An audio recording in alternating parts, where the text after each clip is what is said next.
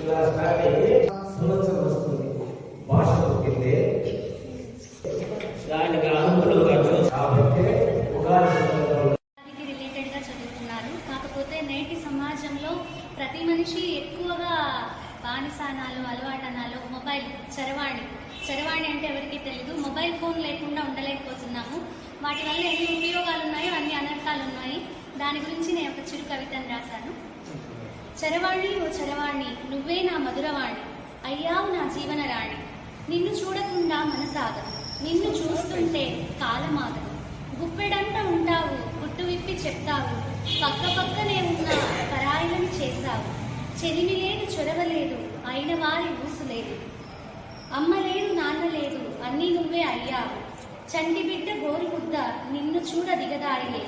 ఆట అయిన పాట అయినా నువ్వు లేక గడవదాయి. ముంగిట్లో ముగ్గు నుండి వంటింట్లో వంట దాకా అన్నిటికీ గురువు నీవై ఆసరాగా ఉన్నావు. విజ్ఞానానికి రాణివై నన్ను నీ బానిస చేశావు. విజ్ఞానపు ప్రపంచంలో వినువీధిన విహరిస్తున్న నీ ప్రతిభకు నా జోహారి.